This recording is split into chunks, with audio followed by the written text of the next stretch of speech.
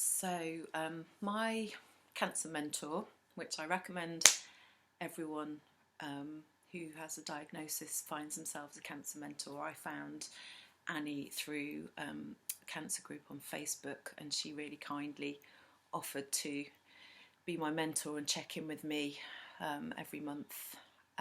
Anyway, she recommended, now I've finished my chemo, that maybe I share my story in some way. I was going to write, but then it felt a bit overwhelming because it's been a 2.5 year journey so far. So I thought I'd do maybe a few little video logs. So this morning I'm in Stroud. I'm going to be going off to have my mistletoe therapy. So that's one of the things that's going to be a long-term support for my body, is to continue with mistletoe. So my journey. My story, I was diagnosed with stage 1B cervical cancer on the 26th of June 2018. And the reason you remember those dates is because I'd been back and forth to my doctors for about 5 months with symptoms. So my symptoms were pain, spotting between cycles. I thought I probably had fibroids. It never entered my head that it would be cancer at all. I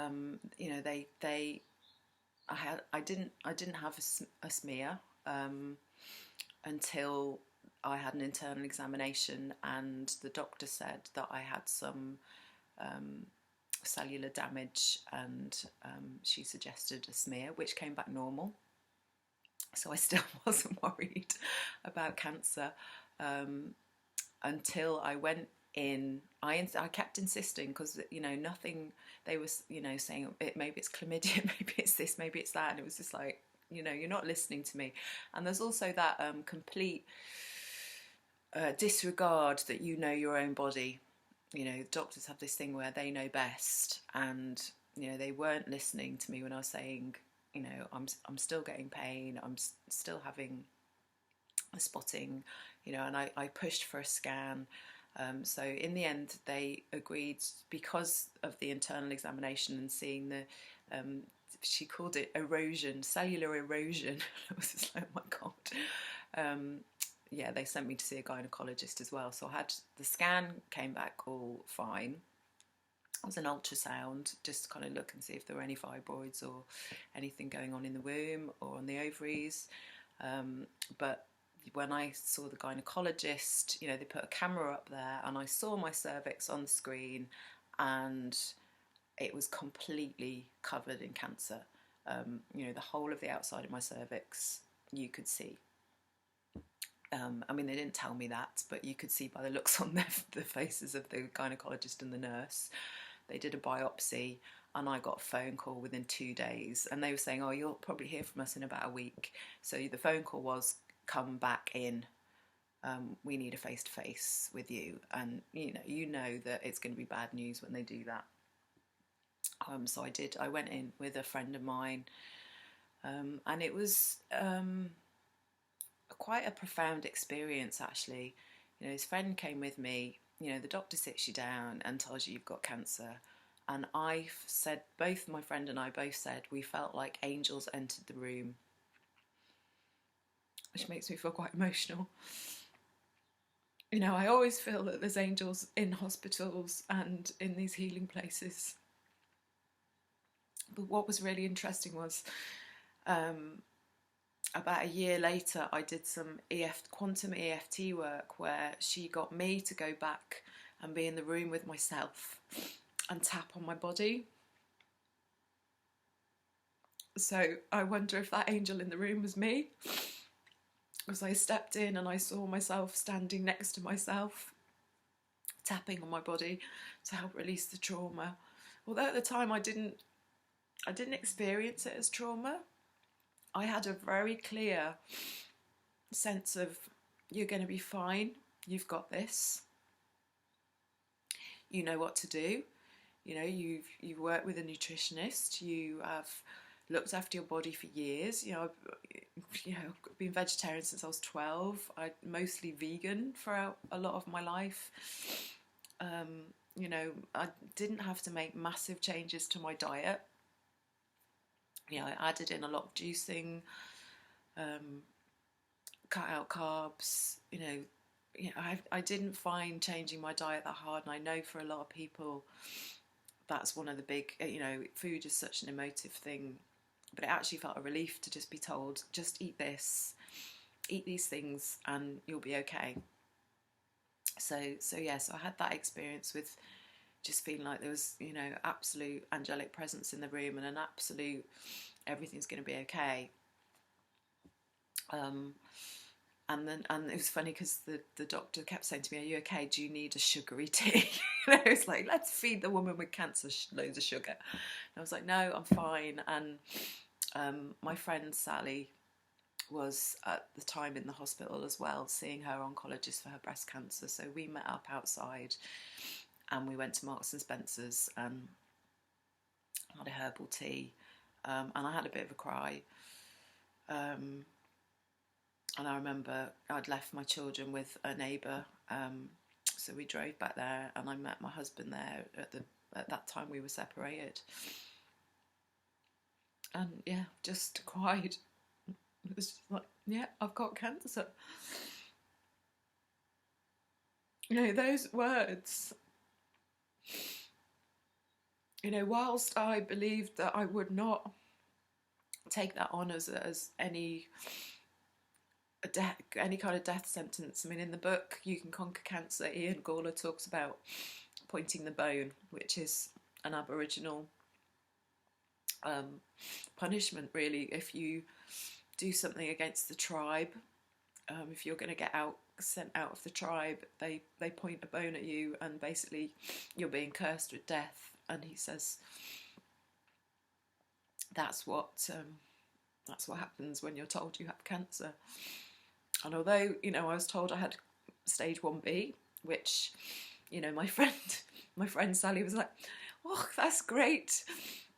Just get the hysterectomy and you'll be done." Because, stage 1 and sometimes stage 2 surgery deals with it. And, radiotherapy and chemotherapy tend to come in, sometimes stage 2, stage 3, stage 4. So she's like, "Oh, they've caught it early." And I was just like, no way. I haven't been doing womb work for 30 years to just have my womb removed. And now I can say 2.5 years later, now diagnosed as stage 4, where my cancer metastasized into my ovaries, I would probably advise someone to get the hysterectomy. How things change, now I understand why she said that to me, but I had to have my own journey with it.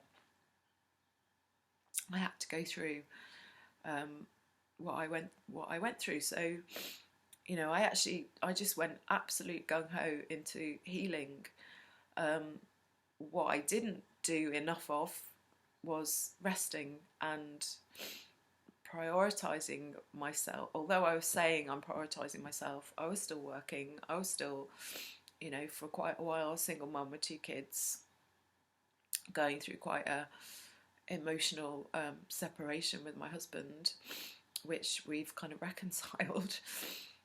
I'd also been through this traumatic experience of trying to live in community, and then leaving, being the first one to leave the community that we'd been, that one of the foundation members of setting up, and just realising that I'm too sensitive a person to live in that kind of an environment. I enjoy living on my own. I would say, I'm mostly an introvert. I could quite happily live as a hermit. Even as a child, I used to talk about being a nun and kind of fantasising about me. I just didn't like the religious aspect of it. What appealed to me was, living on my own, spending lots of time in devotion, growing food, eating from the land, which is kind of what's ended up happening. I've gone back well, not gone back to, yeah, I mean, when I first met my husband, I was in early recovery for addiction, following a 12-step program, which involves a lot of prayer and meditation, service, handing your life over to the universe kind of every morning, saying, what have you got for me today, God, source, spirit? How can I be of service? My service was to support other addicts. So yeah, I spent a lot of time at that point, recovering from my addiction, doing yoga, meditation, eating well, really looking after myself. So it was like, okay, been here, done this before. This is what I need to do. This is recovery time. So yeah, I was, writing my blog. I was very proactive in kind of women's circles, trying to get women, or talking about the cervix more, getting women to really connect in, because after doing 30 years of womb work, I'd completely forgotten about the cervix, which is why I named my blog Hello Cervix, because it really felt like this was my cervix going, hi, you forgot about me. So there I did almost a year. I think I went back to my doctors maybe after about 6 months, saying, right, I want to be monitored. And they agreed that I would have a female gynaecologist, because at the time I had a male. And I wanted to have a female gynaecologist, and I wanted to be checked regularly. So they agreed to do that every 3 months. They were just looking internally, and I think I had a scan. Did I have a scan again later, an MRI scan later that year in 2018, and then I had another one. I think I had one a year. So I remember being told in May, my examination in May, the gynaecologist just said, if you were just presenting to me now, I would say you're completely clear. But she said, I can't say you're completely clear without a scan, but from looking at your cervix, it looks completely healthy. And I ran with that. I was just like, great, I've done it.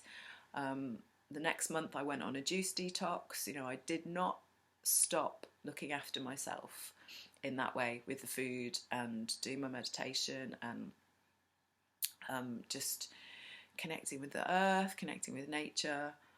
But I was still running on full cylinders, kind of, still working. I couldn't really stop. I was a single mum with 2 kids. I needed to keep bringing in an income. We live in a society where, I didn't really want to have that mentality of going on the sick. I probably could have, but I chose not to, because I saw that as a crutch. And I know too many people who, once they're signed on the sick, they never get off it again. And I felt like it would feed my head that I'm sick. And I didn't want to. I wanted to stay positive. I wanted to keep affirming health and growth. So I chose to do that. So yeah, interestingly, so I had a scan in the October of that year. So we're in 2019 now. I'm feeling absolutely amazing, the healthiest I've ever felt. I go and get a scan, and they say there's a small tumour in the womb and cysts on your ovaries. It's probably just you ovulating. And I questioned them. I said, what about these cysts on the ovaries? And she said, no, you're probably just ovulating. And being in perimenopause, my cycle was all over the place. So I kind of worked out that maybe I could have been. So I accepted that. And the small tumour in the womb, they were like, well, just keep doing what you're doing. We're quite happy for you to keep doing what you're doing. If you change your mind and you want a hysterectomy, come back to us. And I had a friend with me at that point, and I remember saying to her later, do you remember if they said how big it was? And she said, I think they said it was a couple of centimetres. Now, you can ask for because of the Data Protection Act, you can ask for all your hospital notes. So I got my hospital notes, I think not until March the next year. and the tumour at that point was 5.8 centimetres. That's not a small tumour. And I wasn't told that once a tumour is over 4 centimetres, they can't do surgery. And I think at that point, maybe the 2 centimetres came in because they actually said, we're going to restage you as stage 2. But again, I didn't have any fear. I wasn't worried, and I was just like, I'll just keep doing what I'm doing, and in fact, I'll up it. So I saw my nutritionist again. We added in more protocols, more herbs, more stuff to do. And I really swung between, by doing all this stuff, am I focusing on being sick? And I'd read Anita Mojani's book and followed some of her talks where she talks about you have to not live in fear, we have to live in love, we have to live in joy. So I did have, I kind of swung between I'm not going to focus on taking my supplement. If I forget to take my supplements, I would be a bit like, oh no, my body's going to get sick. So I had to drop that and just be like, take the things that make you feel well. So I wouldn't give myself a hard time if I forgot to take my vitamin C, for instance. So then what happened, my friend who'd come with me on that day, her partner had a tragic accident and died, and I'd gone to support her.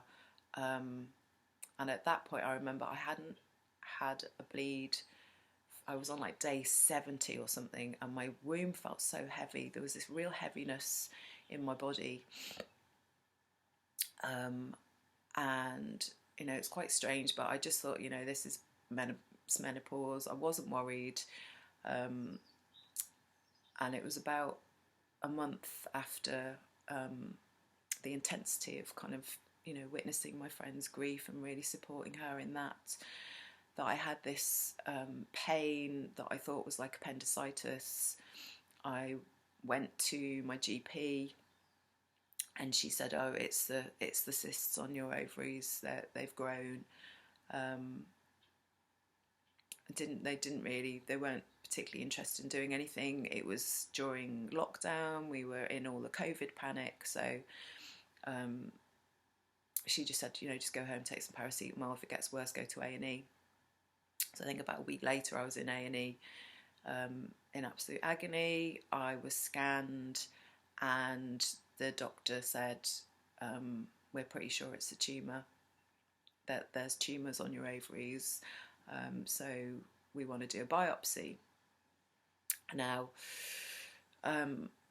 by this point, I'd found out that the tumour was 5 point whatever centimetres, and I think actually by the March it was 8 centimetres, so it was rapidly growing.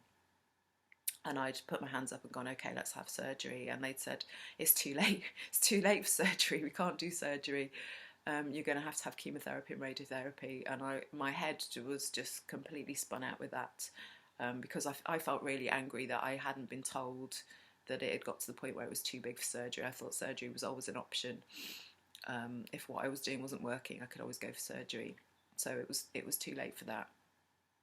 But because of the rate my ovaries were growing and the pain that I was in, and in fact a couple of weeks after that, there were cysts and tumours on my ovaries. One of the cysts burst, and I was absolutely doubled up in agony in A&E.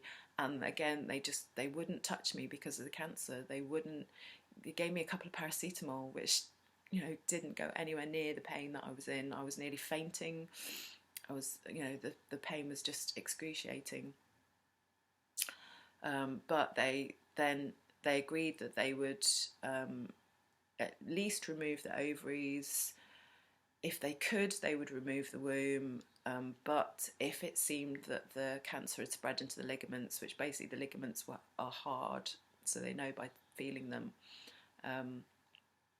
that they would remove. If they could, they would remove the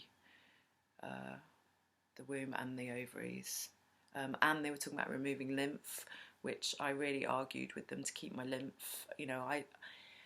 my plan was that I wouldn't do chemotherapy or radiotherapy. I would have the surgery and then I would do mistletoe therapy, which I hadn't started yet. My mistletoe doctor advised that I'd have the surgery first, and then look at mistletoe. Would start the mistletoe therapy.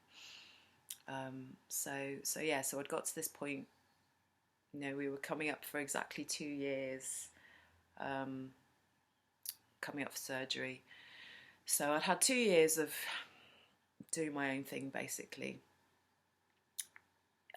Even from the March when I started having the pain with the cysts, tumours, it still took until July to organise the surgery because of COVID, because of the lockdown. All my scans, they had to do CT scans, PET scans. They wanted to really check everything, you know, before setting up for the surgery.